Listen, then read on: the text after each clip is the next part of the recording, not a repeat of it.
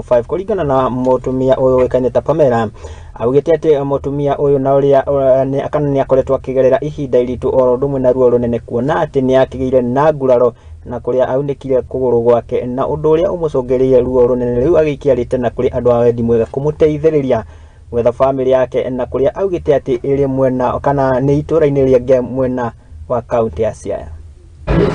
Kwa jina naitwa Pamela Achieng. Mimi ni mkaji wa Triva Solota.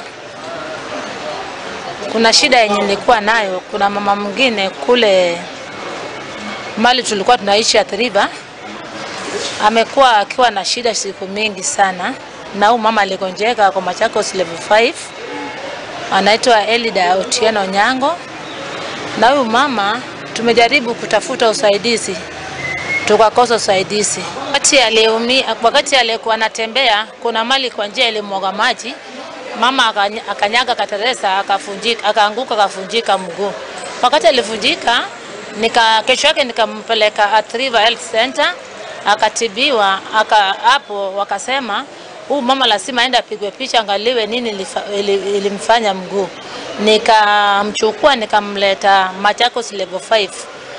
Akapigwa picha akapatikana mguu pacha zimefunjika.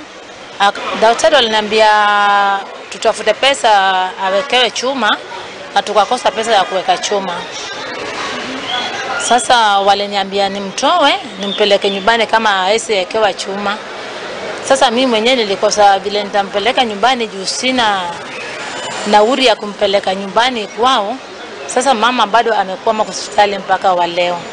Watu wa kwao nimejaribu, juu hata sasa hivi bado nafuatilia maneno yake.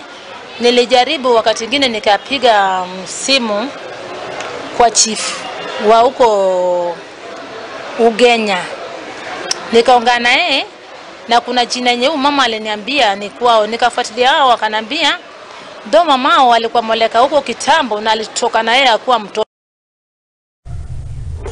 Tugo kihokati ni agukorwo akiamukira uteithio na magicokano na andu na andu a family yao. Tugitigane na icio na riu tukirongorera riboti